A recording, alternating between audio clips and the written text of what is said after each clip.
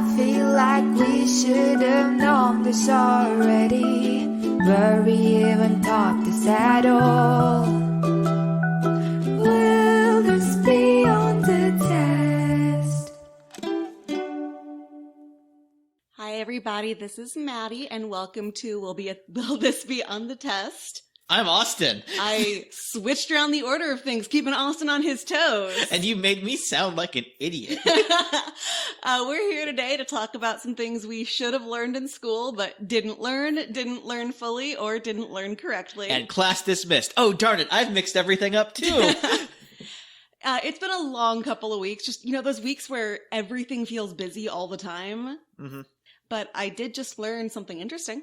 The song Cotton Eye Joe, which Austin hates with a dislikes. fiery passion. He's going to feel bad about that in a second. It started as a slave song. It has been around since the 1800s. And it was a song that they would play to kind of like chill to and dance to. There is some debate over what Cotton Eye Joe means. It could be, one of the theories is that it's the dark skin contrasting with the whites of the eyes. Some people think it's because of somebody who went blind and has the white eyes. But it was a slave song that turned into an American folk song that eventually got remade by Rednecks, the band. And apparently in the 90s, a Swedish band, I think it was Swedish, remixed it into a techno pop song. Yes, I have heard it so many times.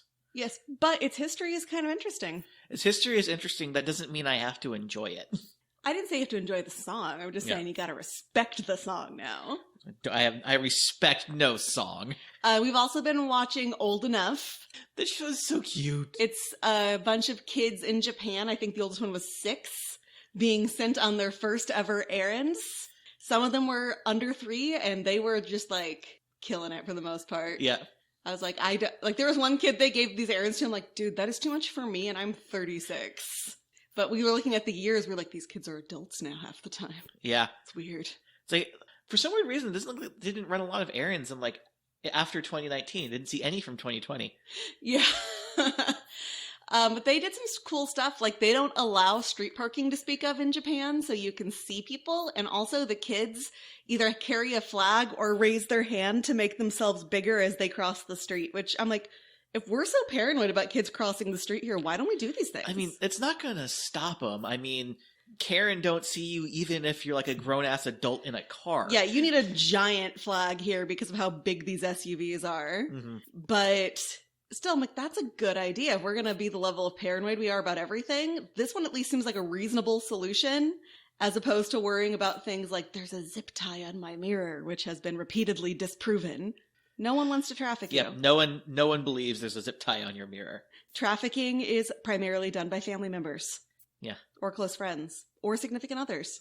Or, if you're in Alabama, all 3 at the same time. So who goes first this week? I'm going to go first because I didn't do one last week. Right. Okay. Yep. So, since I'm doing one, guess what? What? It's science time. Okay. But with a twist. A twist. Because I love the wild things we used to use to try and explain the world around us. I mean, I have mentioned the writings of Pliny the Elder in roughly half of my episodes. Pliny the Elder is the source of all knowledge, and I refuse to believe that talismans filled with testicles will not help me. Yeah, Pliny is easily my favorite historical figure of all time. Mm-hmm. So it's probably a surprise that it's taken me this long, like over 2 years, to get to this week's topic. Alchemy. I've mentioned it in a few episodes, but I've never talked about anything with it in depth. Uh-huh. And, well, because we all kind of know the stories around alchemy. Like, there are madmen trying to turn lead into gold. They were looking for the philosopher's stone, or the sorcerer's stone, if you're in America. Which is funny because we all would have understood the concept as soon as they mentioned it. We don't need to know, like, it was ridiculous. And also, Nicholas Flamel apparently did find it, apparently did live for a very long time. Like, that's the, legend. Yeah. About finding the secret to immortality and life. I feel like the worst people in the world have all found that already. And, somewhat by accident, making a bunch of discoveries that would lead to, modern chemistry. Yeah, they don't get the credit they deserve. We kind of look at it as, ooh, magic, witchcraft, Merlin, blah, blah, blah. Yeah. No, really, they made a lot of discoveries. Like, there's no way we'd be where we are if these dudes hadn't been like, let's find the secret of life. And some of them, you might talk about it. I'm sorry. I really like Yeah, this it's topic. okay. It's fine. I'm used to it. I'm letting you go, and Yeah. I will add stuff if I feel like it wasn't in there. And of course, as they were doing this, there were a ton of accidental poisonings and fires. Yes. They worked with mercury a lot. Yeah, they did. But these were hundreds of years ago, so we can kind of joke about these poisonings and fires. Yeah. Yeah. Yeah. We're going to get some people who message us, it's too soon. Actually, that might be true, because what if there is some immortal alchemist that's listening to our podcast who actually did find the Philosopher's Stone? Like Nicolas Cage the vampire? And he's like super mad that we're making fun of his friends for what they did. And, in that case, I am very sorry, immortal Nicolas alchemist. Cage the vampire? He's not going to listen to our podcast. He's too busy making amazing movies about himself. Okay, kind of. seriously, guys, the unbearable... The unbearable weight of massive talent. So good. And I mean that like in a legitimate, non-ironic way. Wonderful, funny. I finally understand the whole, Oscar winner Nicolas Cage thing. And that's all I'll say on it. Yep. So I guess the real Philosopher's Stone is the jokes we made along the way. Or it's a real Philosopher's Stone. By the way, this topic, at least the way I'm covering it, doesn't really lend itself to linear storytelling. So I'm just going to jump around a lot and just talk about things. Okay, please don't do that because it'll get picked up by the mic. I'm hopping. It's like we're on wooden floors. It'd be very loud. Yep. Not wooden, this is laminate. But it looks wooden because we're good. Yep. So we're going to start with etymology. We don't know the exact origin of the word alchemy. It most likely takes its roots back in the Egyptian word chem, literally the black soil of the Nile, or earth. Because the Egyptians had a fairly advanced understanding of chemistry, which they used in their embalming rituals. Then, as the Arabic influence and Muslim influence spread across North Africa, it kind of morphed into alchemia, meaning the Egyptian thing. Meaning the Egyptian thing? I'm paraphrasing. Okay. And then See, I like this version, though. And then, after the Umayyad Caliphate conquered Spain in 711, alchemy, as it turned into as it kind of got Europeanized, spread from Spain into the rest of Europe. This is actually another topic that we never learn about in American schools, is that Spain was conquered by North African Muslims, and they held power there for centuries. Yeah, it's actually really interesting how much of Europe was run by Africa for a long time. Yeah. And you can actually see this influence in their architecture and especially in their cuisine, because they use spices in their food in Spain, England. I don't understand what you're saying. Yeah. They must not have taken Sweden either. No. Their primary seasoning is lye? The primary seasoning is butter. Lye is what we use to preserve our fish. You can taste the lye pretty strongly. It's real bad.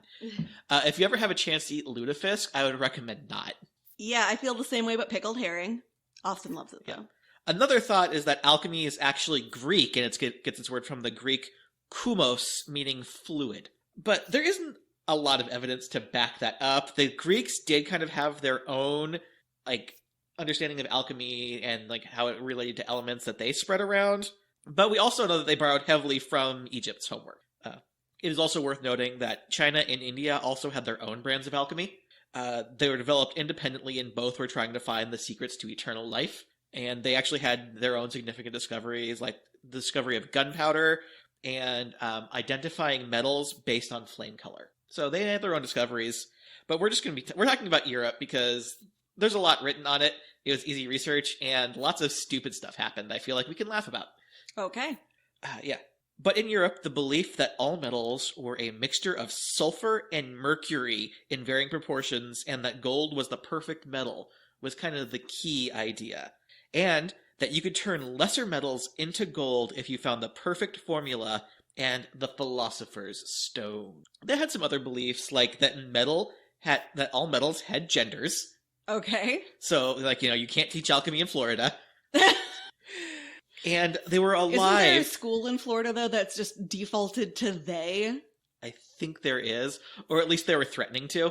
Yeah, and of course that all metals would eventually die, and when they died, they turned into other things. Kind of like how, when an iron tool dies, it turns into rust.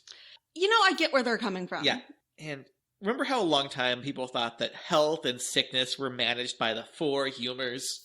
Yeah, which are not the same thing as that group of redneck guys with Jeff Foxworthy and all that. Yeah. That was also an alchemical thought. That's like, oh yeah, it's the full four humors. It's like something in your body is causing your health. They just didn't figure out what it was.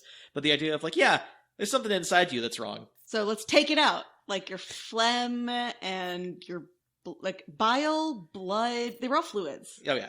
But as modern people, we know all of this stuff is wrong. Like, the four elements thing, not real. Metals are actually their own separate elements caused by, like, how many protons are in the nucleus and how they interact with each other. So we know that that's wrong. Wait, are you telling me my doctor has been bleeding me for no reason? Yes, those leeches, I don't know what the deal with that is. Actually, they still do that.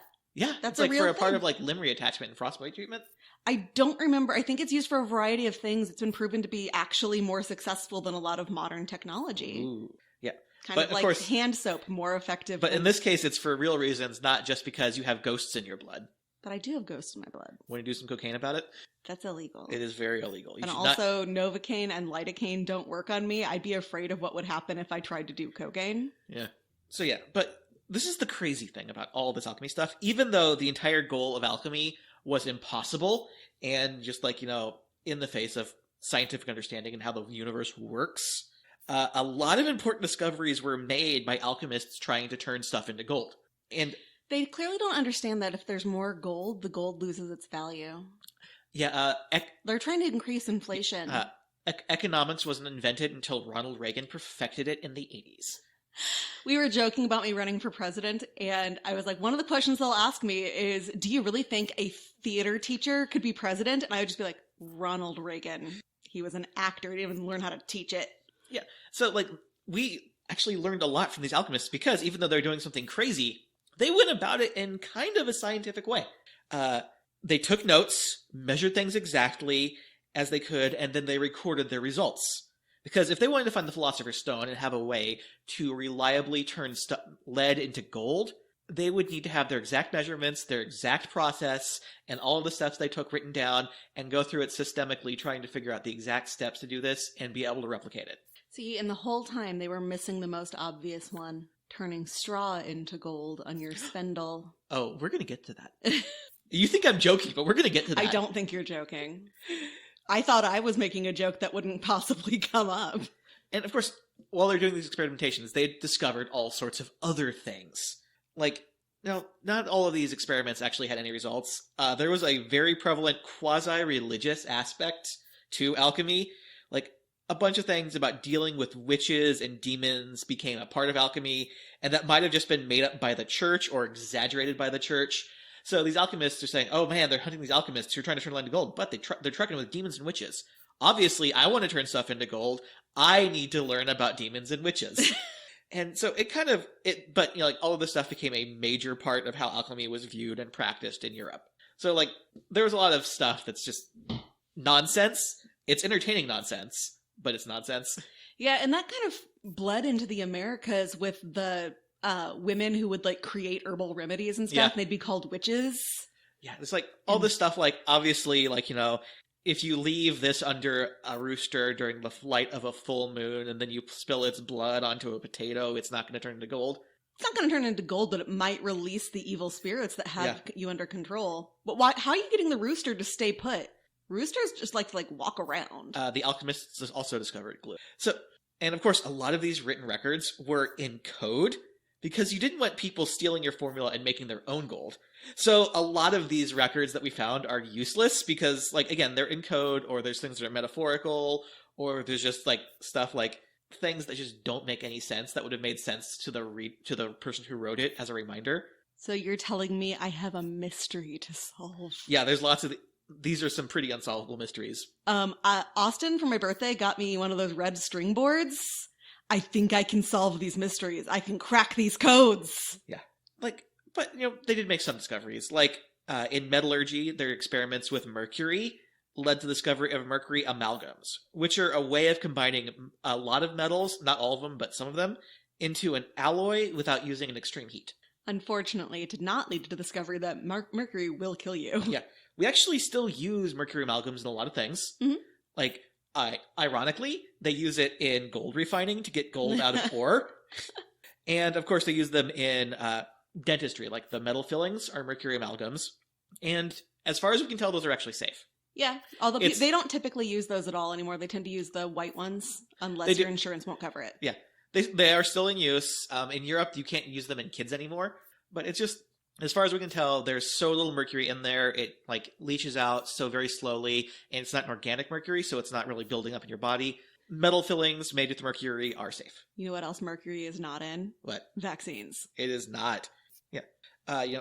Actually, and funny, while we're talking about them using mercury for gold refining, alchemists used gold a lot trying to find things. Like, the very scientific thought they had was you needed some seed gold to be able to make more gold. Kind of like how when you're planting a field full of wheat, you do some wheat to grow a lot more wheat. Okay. I see how they got there. And they actually did one thing with mercury and gold, which was called the alchemist's tree. They would use a chemical reaction that would create a crystal structure out of gold and mercury that kind of looked like a tree. And so they thought, oh, cool, we're on the way to discovering how life is made in the Secret to Immortality because we just made a kind of rudimentary tree. Obviously, this is a step along the way. But in reality, though, it's not how trees are made. It's what mercury does with metals. It kind of like gets in between like the crystal structure that makes up metals, because there's a crystal structure in metals, and it breaks it apart, and it causes it to do all sorts of weird and wacky things. Yeah. And this was kind of like a process they discovered on their way to making these metal amalgams. And I know I've talked about mercury before, but man, this metal is weird. Like, I was talking about how it breaks apart metals. Well, a common problem when mercury is, like, say, for instance, applied to the metal around the ankles of, I don't know, a statue of a Confederate general, it actually slowly breaks apart the metal, and there's not much they can do to fix it. So if you've got if you bought a house and you've got this pesky metal statue of a Confederate general just in your yard, and you don't know what to do with it, if you put some mercury around the ankles of this statue that you own, you can destroy it that way. At the same time, though, it might have a time capsule in it, because they found 2 in that one.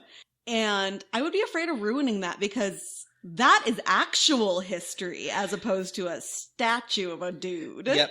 So, yeah.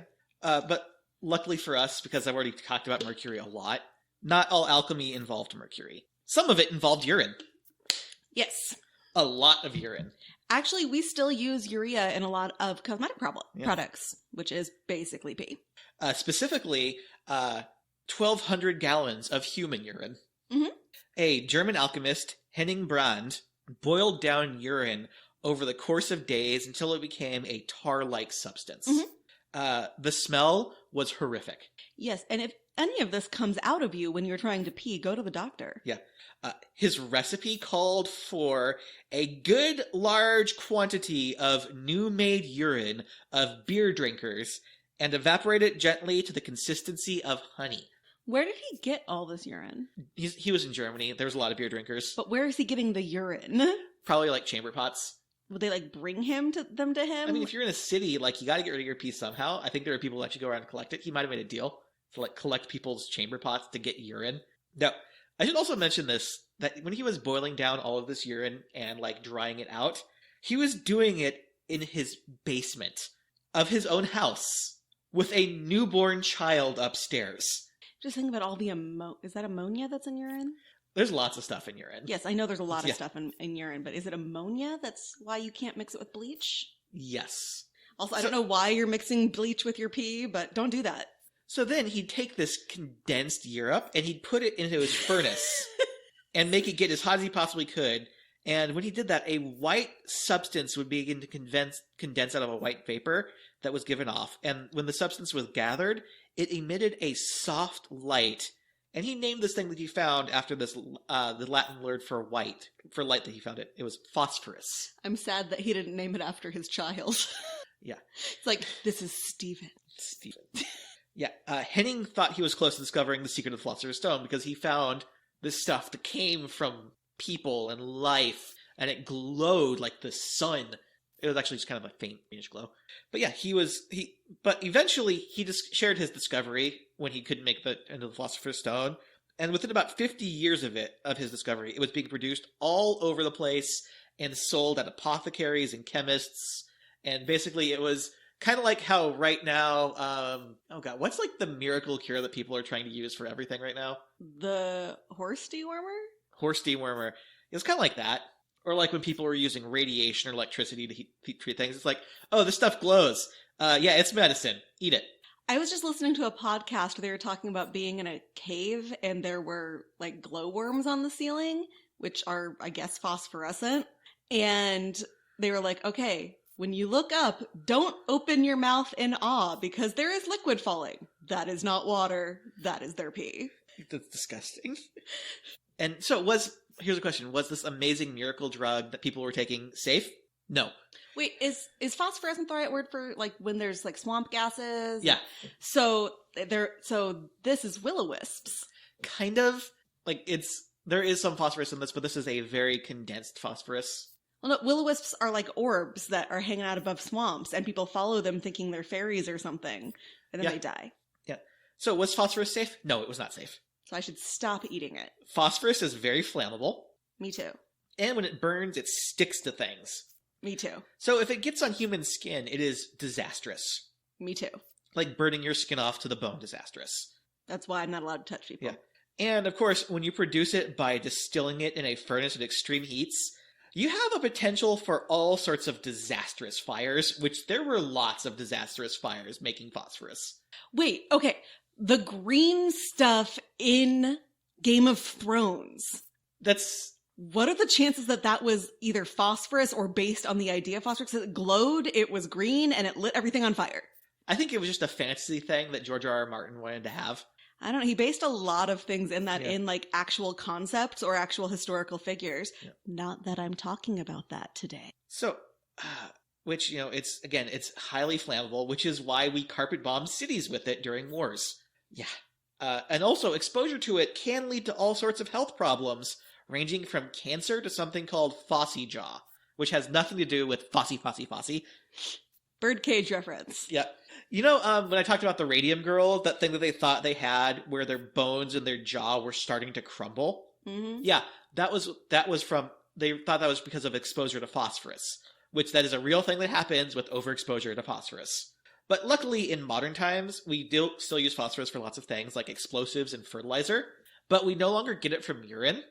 We either get it from bones, or we get it from minerals in the I'm in a Facebook group about things that people find around their house, and they're asking what this is. And one of them, they had like a drawer pull or something that was glowing. That's probably radium. Yeah, and that's what they were saying. It's like, that's radiation of some kind. And they're like, you're probably safe, but you also mentioned you have kids who are at about that height. Yeah, they're going to lick that, and it's going to be bad. Like, that's what they're saying. It's like, your kid might lick it, so we would recommend you give it to a local college. They're like, if it was just adults, it would be nothing to worry about. Yeah. But with kids that are at the licking age, I was never a big licker. Ugh. So yeah, this discovery of phosphorus was partly like an extension of when we discovered how to distill alcohol. Because a lot of European alchemists made their discoveries by distilling things, which like the process for distilling phosphorus is not that hugely different from distilling, liquor. And it's like, they use this process to find things like sulfuric acid, nitric acid, hydrochloric acid, lots of acids.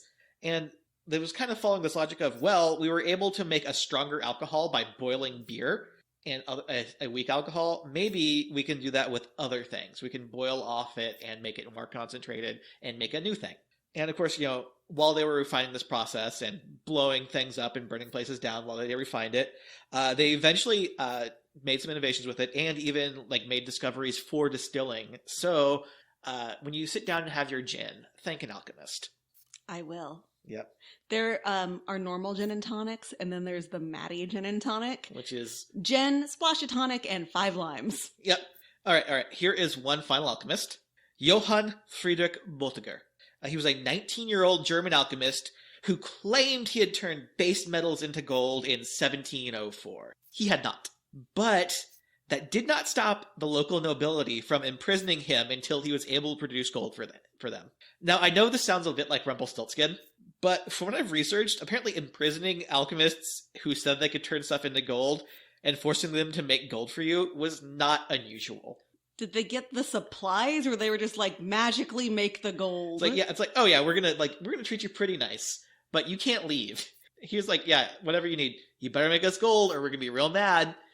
He did not make gold, but his minders coerced him into helping replicate porcelain. Huh. Which was a closely guarded secret kept by the Chinese who invented it. Huh. And after a few years, he actually managed to replicate the process used to make fine ceramics, which was valuable and, in a way, kind of like making gold. So they let him off the hook and said, congratulations, you've invented this, you've recreated this thing, we're going to make so much money. So, yeah. Did they make so much money? They made so much money. So, yeah, there we go. Obviously, ceramics are an important part of our day-to-day life. We have for example, we have a plethora of coffee mugs with amusing phrases and pictures on them. We have a plethora of dolls that I've been making TikTok videos about because one of them is haunted. So yeah, thank alchemists for your coffee mug and our haunted dolls. Yep, TikTok on the test pod. You can see I am going to be doing experiments on this doll to try to figure out what the substance is. Just like an alchemist. Yeah, I mean, okay, when I was a kid, I pretty much wanted to be an alchemist. I always said I wanted to be a scientist, but I wanted to be an alchemist because I mixed random things together to see what would happen. And my mom asked what kind of scientist I wanted to be. I was like, the kind who blows things up. Yeah. That's a normal 8-year-old's answer, yeah, right? Perfectly normal. Every 8-year-old wants to explode a thing. So yeah, that was my quick and dirty rundown of alchemy. A thing that was not at all science, but kind of science adjacent. Well, very roughly adjacent. It was in the same neighborhood as science.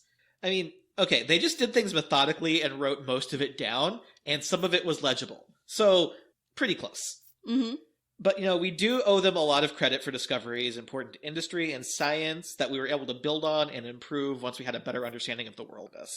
And that's not nothing. So, are you ready for questions? I am. All right. Will boiling 1,000 gallons of urine in your basement be on the test? Yes. Will Rumpelstiltskin being just a little bit nonfiction be on the test? No. Wait, what happened to his kid?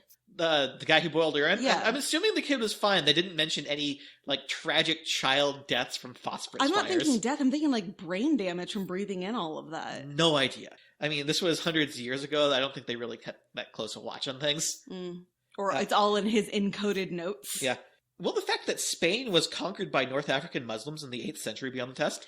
Yes. I remember actually hearing something about that at some. And will the fact that alchemists recorded their experiments and tried to replicate them in a scientific-ish manner be on the test? Yes. Yeah. So that is alchemy. All right. The pseudoscience that was kind of pseudoscientific. I wouldn't consider it a pseudoscience. They legitimately thought what they were doing was science, which I know a lot of pseudoscience people do, but they had processes in place. They had to replicate the stuff. This is science that just didn't turn out to be incredibly correct, which still happens today. That's why, guys, that's why doctors give you new information sometimes. What? That is why we have since learned that if you got your MMR vaccine before a certain year, you should probably get another one. You learn things even as scientists. Wow. So amazing. And I really can't remember what I was going to say about alchemists at the beginning. Oh, no. I don't think you addressed whatever it was, but I don't remember what it was now. That's okay. Well, I'm sure it'll come to you in the middle of your segment, and it'll just derail everything. All right. You ready for me? I'm ready.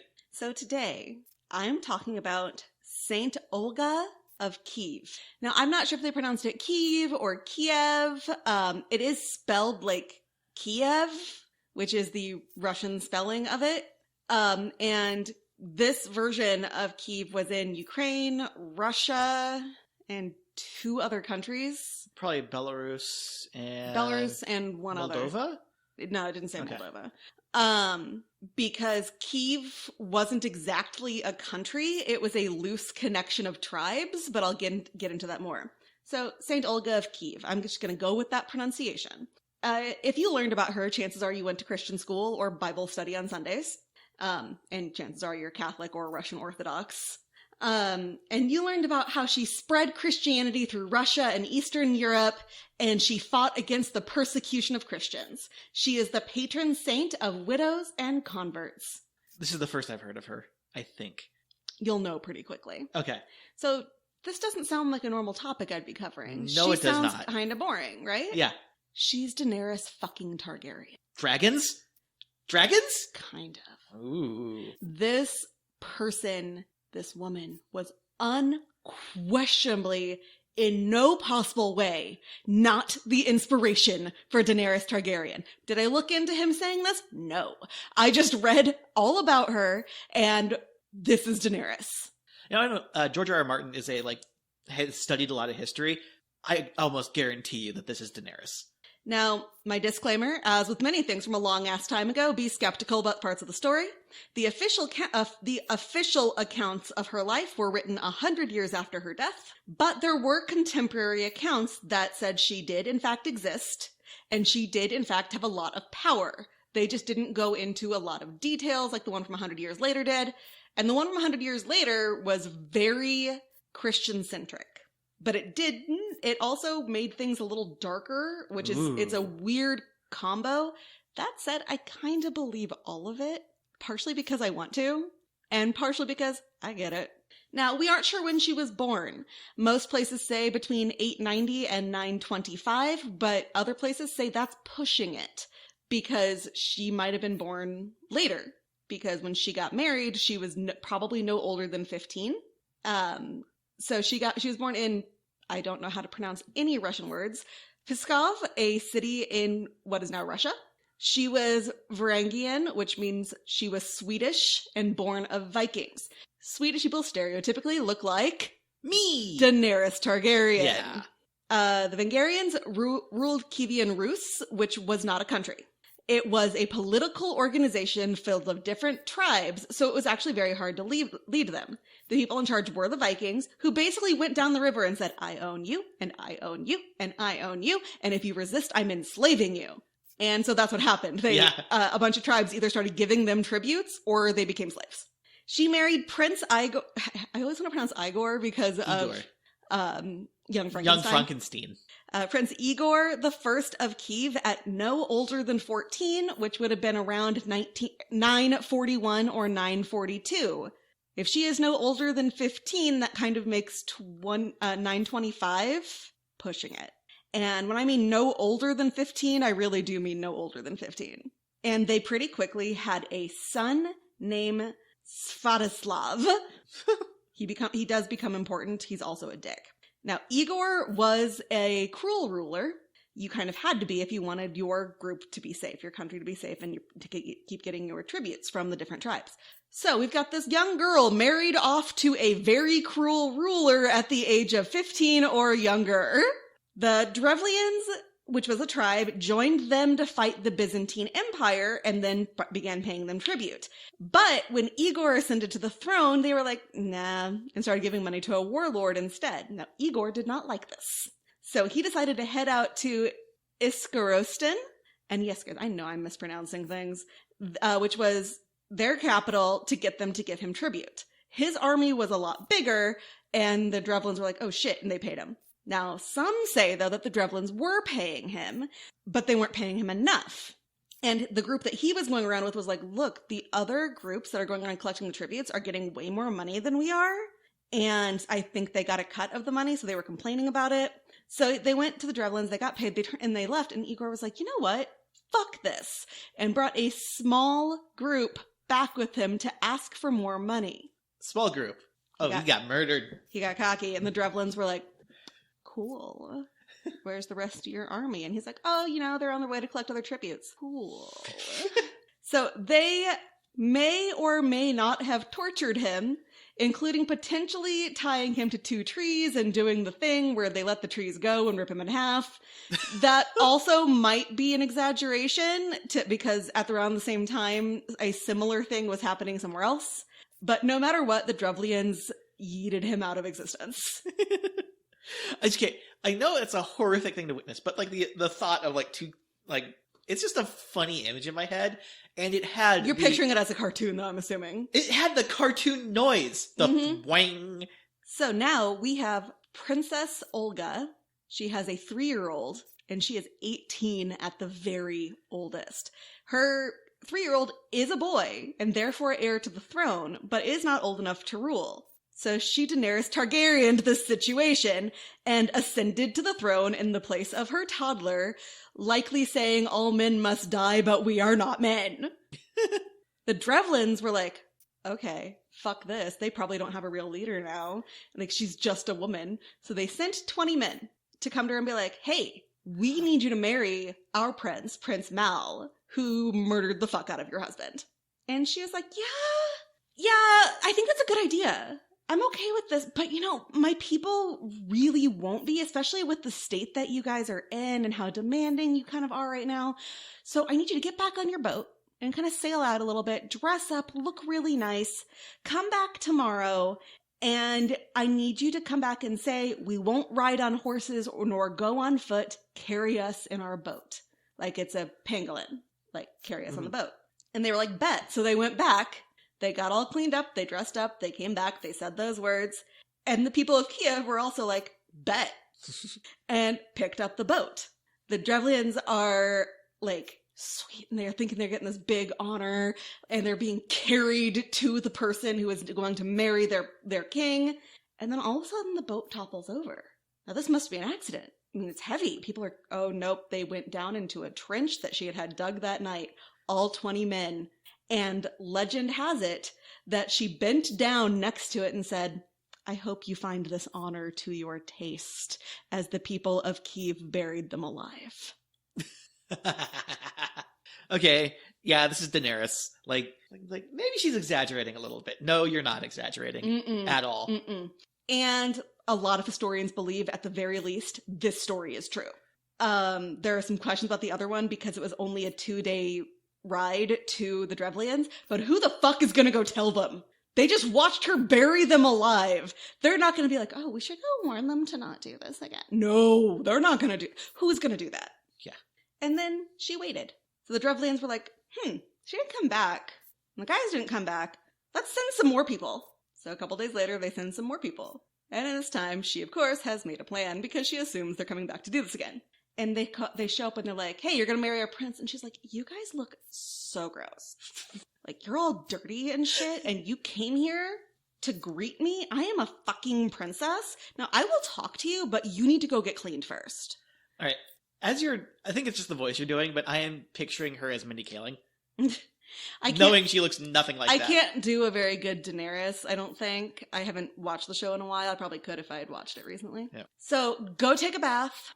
We're getting them drawn for you right now, and then come back. So they went to the bathhouse, and this is, this area. So these were saunas. They were really nice. They all go in there. They all start taking a bath.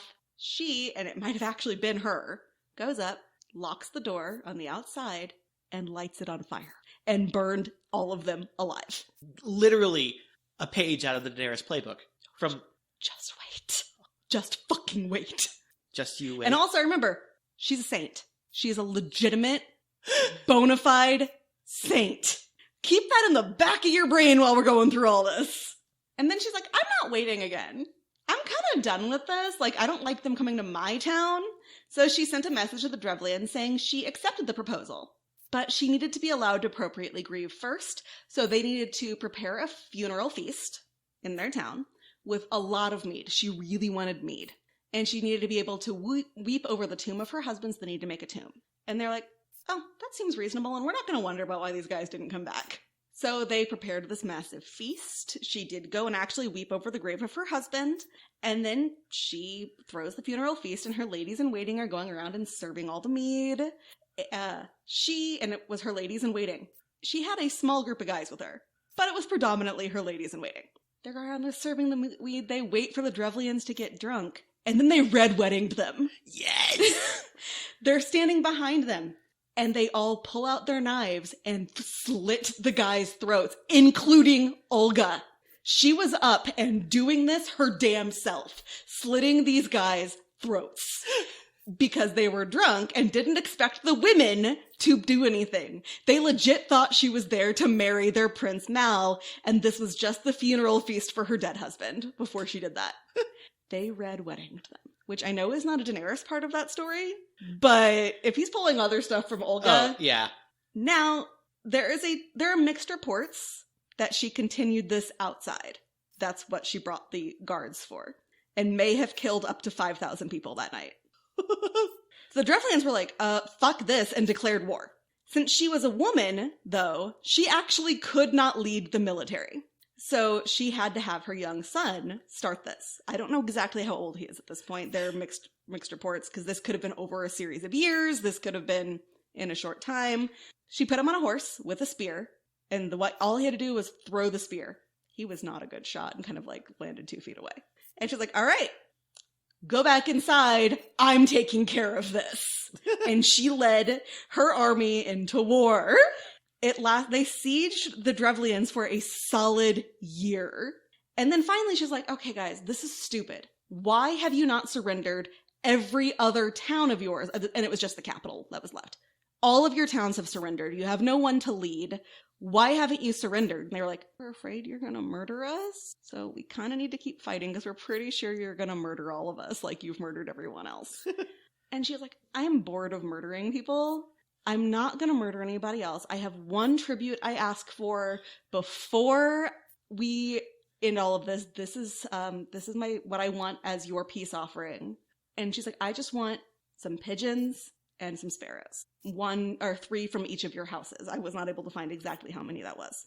And they're like, really? That's all you want right now? Yeah, just some pigeons and some sparrows from your houses to show me that your houses are united underneath me now.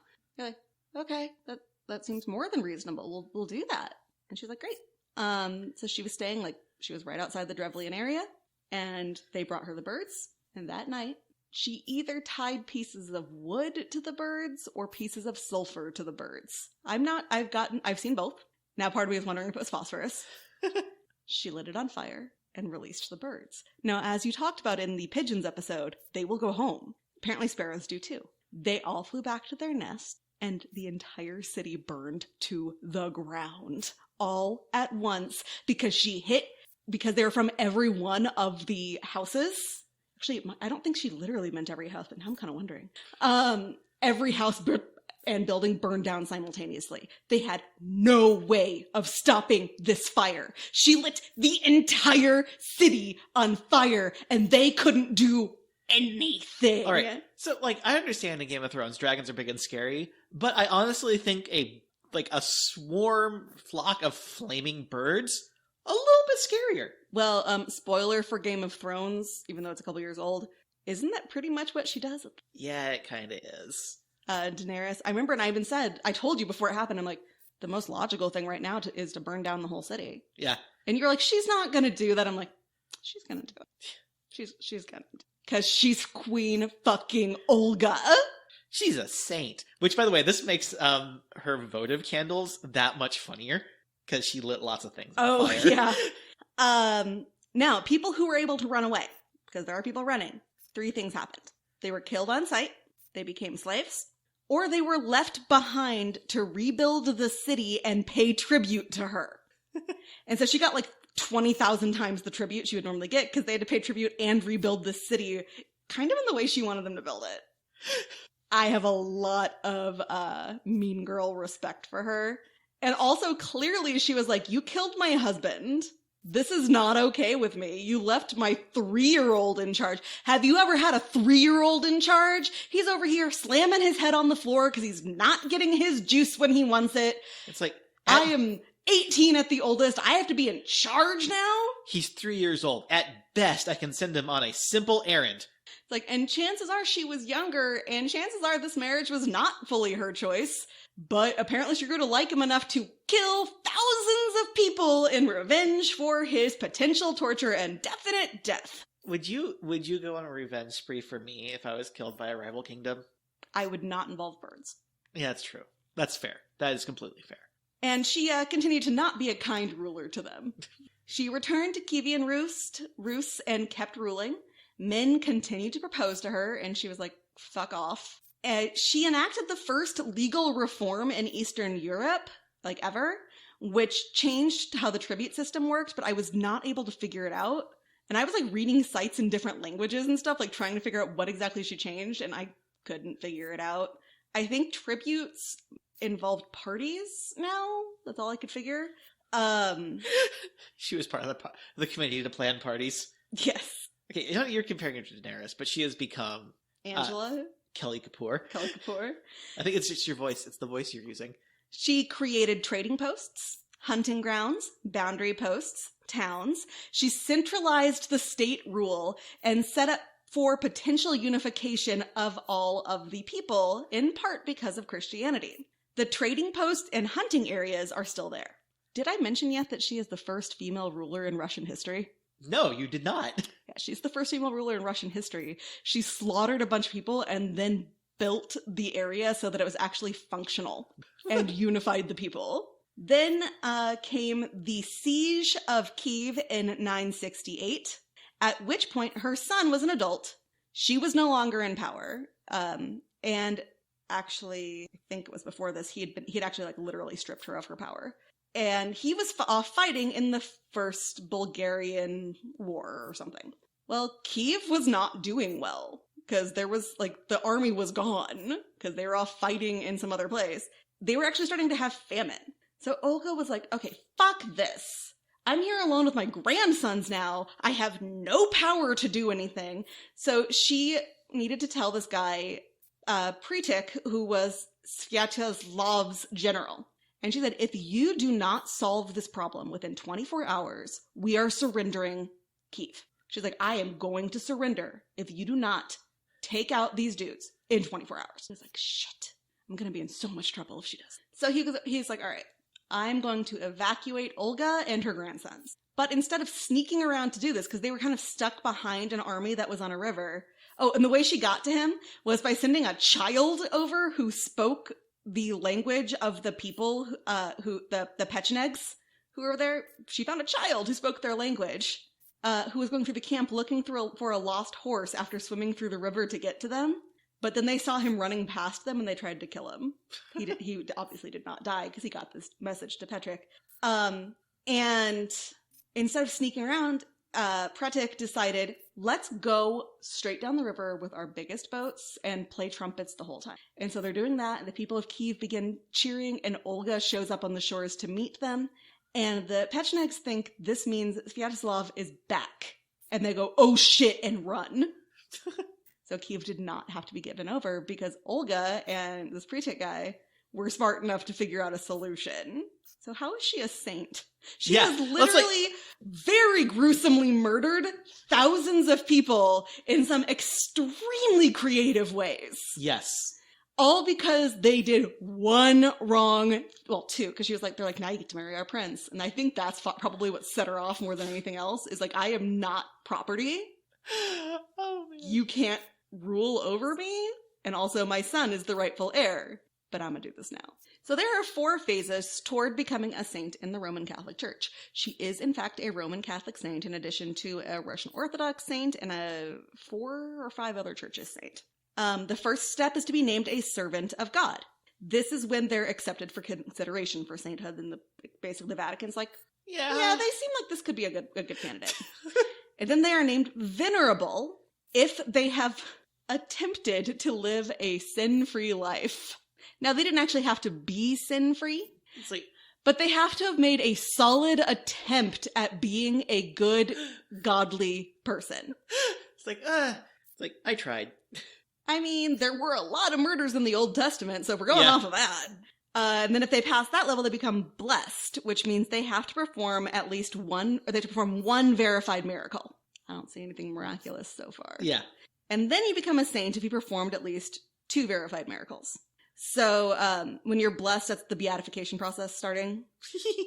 And they actually take this super seriously. Like, movies make us think that the Vatican is like, oh, we'll immediately send an exorcist over. No, they send doctors and scientists. They make sure that there's no logical reason. They text your house for mold. They put you in medical care. They put you under psychiatric care. They do the same thing with sainthood, except the person's dead. So they go to all the documents. They verify that all the stuff, that they exist, that there are no contradicting reports that can be verified, and they make sure that the miracles were real. The scientists and doctors do not have to be Catholic. They just have to be the top of their field. And if they can find any way the miracle was performed without it being a miracle, they're out of the running. Then we also have these things that they need to be able to do. Incorruptibility, which means that their body doesn't decay, or liquefaction of the blood, which means on their feast days, their blood goes back to being liquid and they kind of bleed all over the place. Or the odor of sanctity, which means they don't smell like decomp, they smell like flowers.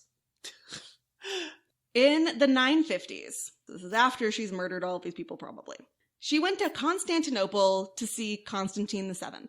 Like the people of her area, at some point she was pagan. Now, there are conflicting beliefs on whether or not she was pagan when she went to visit Constantine, or if she'd already converted to Christianity, because there was a Christian church in her area. You were legally allowed to be Christians. She did not have, it was not a theocracy. Converting to Christianity did make you the source of mockery, and people didn't have to be nice to you, but you were allowed to convert. She is largely believed to have gone to Constantinople because Constantine was like, I want to marry her so we can combine our powers. And she was like, fuck you. So she went there, and he was like talking to her, and he was really impressed by how composed and smart she was. And he was like, I feel like you'd be a really good person to reign alongside me, but I can't marry you because you're a pagan and not Christian. And she goes, okay, well, if you want me to be baptized Christian, I need you to do it yourself. Oh, no. Does she murder him? She murders him. This sounds like the setup to one of her murders. No. Oh. So he was like, oh, okay, that was easy. So I just need to be the one to baptize her. So he baptizes her, and now she's a Christian. And he's like, all right, we can get married now, right? And she goes, well, the Bible says that you can't marry the person who baptized you because they're your godfather and therefore technically your father. So that makes me your daughter, and I can't marry you. And he was like, shit. You got me. That is absolutely correct. So he gave her a lot of shit and sent her home and referred to her as his daughter from then on. Now, some historians think that this is all untrue because he was already married at the time. I feel like that was probably not a big deal. But this, I love it because I feel like this was a trick to get Constantine to leave her alone. And she saw Christianity as an opportunity to unify rather than something she truly believed in. And a lot of historians believe this. She also attempted, when she came back, to convert her son, who refused. He was like, no, if you convert, you're like the subject of mockery around here. I'm not converting. And she's like, okay. And later on, the people who write about this were like, it's because he was stupid and a bad person. He didn't want to learn new things. It's like, that's not how this works. I gotta wake up and dress nice on Sunday mornings. That's the weekend. One of my favorite things about my dad is he came downstairs for church once and he did not want to go. And so he's wearing sweatpants and a sweatshirt that are spattered with paint and a baseball cap. Mom was like, you are not wearing that to church. She's like, I think God cares if I show up more than what I'm dressed as. And she was like, so then her next step was, if you convert, your followers will convert, and that's a good thing because they'll all worship the same God. And he was like, no, they won't. But he did finally agree to at least not allow the persecution of Christians. So that was a good first step. Yeah. Then she was like, hey, Holy Roman Emperor Otto I, I need a bishop and a priest here in Kiev. He took 2 years to send somebody there. This is important because that gave Svetoslav, her son, time to be like, no, we're not doing this. So a bloodless coup occurred against him, against the people who showed up, and paganism won. Like, they didn't kill the priest or the bishop, they just sent them packing. We've changed our minds about this. You can go home. And then her son, like I said, is kind of a douche, wanted to move the capital to Pereyaslavetz on the Danube, where most of his riches were. His silks, his gold, his alchemists, I assume. She was like, I'm literally dying. You can see me wasting away, because she was. And you're just going to ditch me? I raised you. If it wasn't for me, you would not be in charge. I killed all these people for you. And you're just gonna... I unified your tribes under Christianity, because she did. You're just gonna ditch me? Really? Did it for you, Damien. It's all for you, Damien. And he's like, I'll stay. And she's like, and you need to stay through my burial. And I want the last rites done by a priest. I want nothing pagan, and I don't want a feast. And he's like, all right. She died 3 days later, and he actually did follow those wishes, and he and his sons very performatively grieved for her before heading off to their new capital.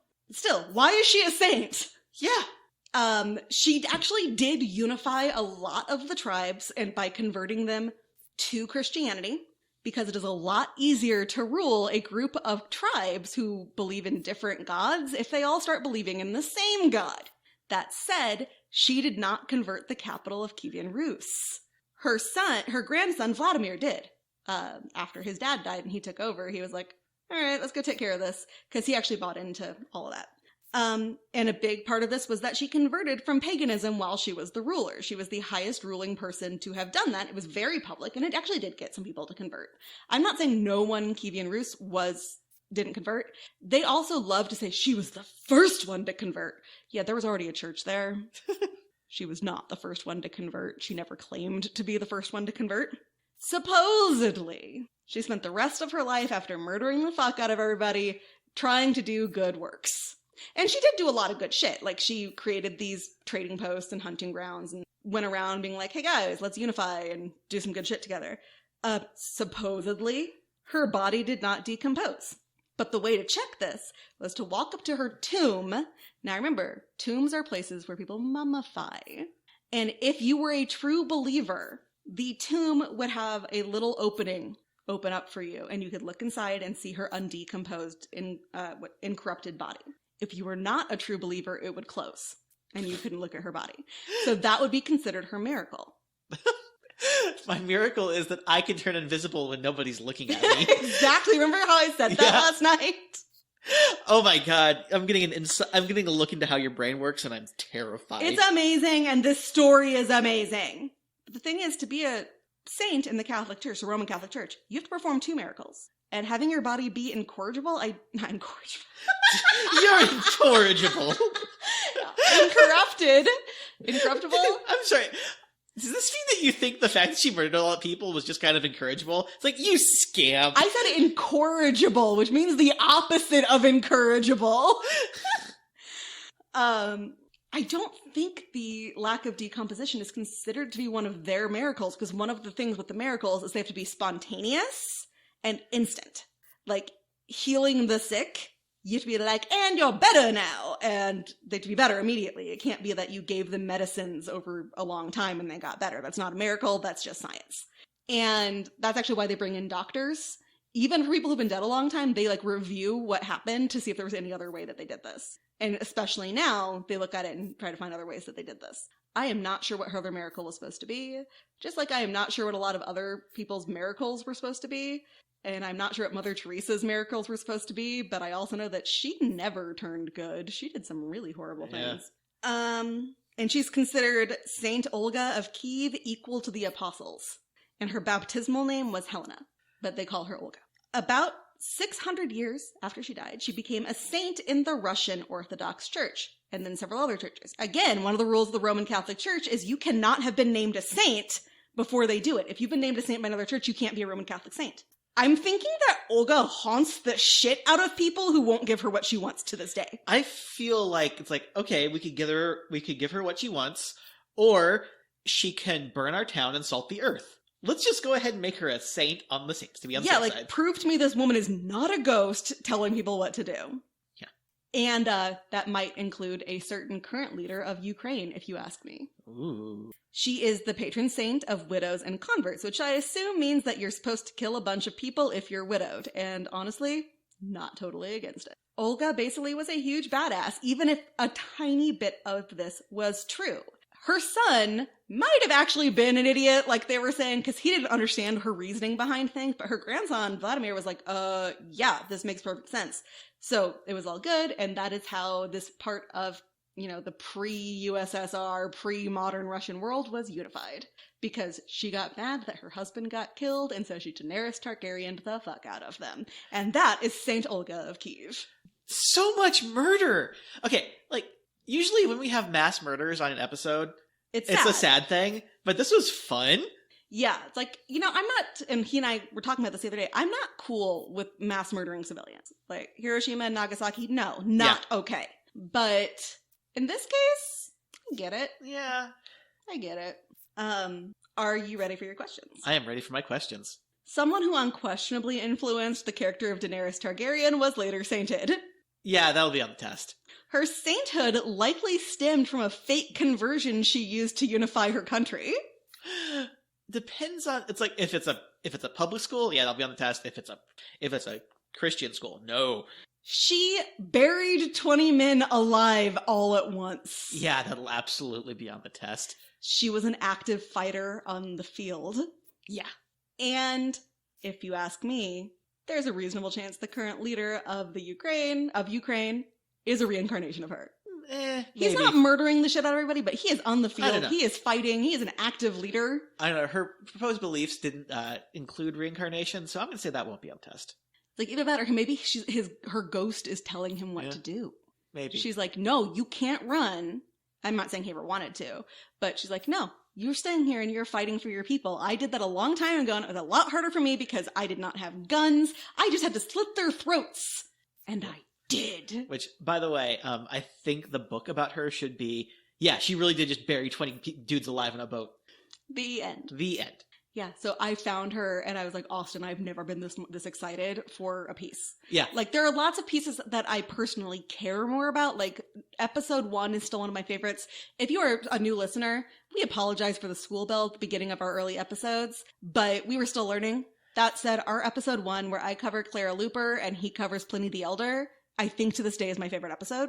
But I've never been this excited to cover an individual before, except for maybe Thomas Jefferson with his Mastodon obsession comes close. So, anything to add before we do our sign-offs? I don't think so. Yeah, today was a roller coaster, man. It was. Where can people find us? Well, they can find us on Facebook at facebook.com/onthetestpod, on Twitter at onthetestpod. Unless Elon Musk buys it, then we will not be on. He already bought it. Oh, he did? Yeah, he bought it earlier this week. Gross. Is it gone through yet? I mean, the purchase is done. Oh, gross. Yeah, if we're on Twitter, we're at onthetestpod. We're on Instagram at onthetestpod. On TikTok, we are onthetestpod. Yeah. And we have our website, onthetestpod.com. And I've been doing a lot of work on the website. Stuff is not posted yet, because I'm going to be doing it kind of just all at once to make my life easier. So the transcripts are coming back, but still the easiest way to reach us is probably via Twitter DM if you want to talk to us, or just message us on Twitter. Yep. Please, please, please, please, please go rate us and review us. It would be a huge help. One of our ratings disappeared, like I mentioned, and it makes me really sad to see that we have a 4.8 rating. So we would really like to get that 5 back, because we are awesome. And also, they didn't even leave a review. They just left a rating. I'm like, jerk. Okay, I don't believe in like leaving a rating and then being like, this is what you did wrong. It's kind of like when you have a performance review and they didn't tell you anything ahead of time that you could improve. I've never given a podcast less than 5 stars. So go give us 5 stars, sneak onto your parents' iPhones, give us 5 stars, because they won't. They won't. Tell people about us, send them to listen to us. We are on episode 130, I think, something around there. It's like 117, 118. And I can't imagine that there's not a topic there are no topics that someone will be interested in. We've covered the gamut: history, modern, science, psychology. We did math once. I got really excited about triangles. Yeah. And it was Austin's topic, but I'm like, I love triangles. They've got multiple centers, and I still don't understand how that works. Is that true of the triangles that are like the equal sides? I don't know. I need to go look this up. I don't know math. Math is a part of my daily life, but actually doing math is not a part of my daily life. So you're not constantly doing geometry? I'm not constantly doing geometry. I don't understand what your job is, then I need to go find out. So on that note, Class dismissed.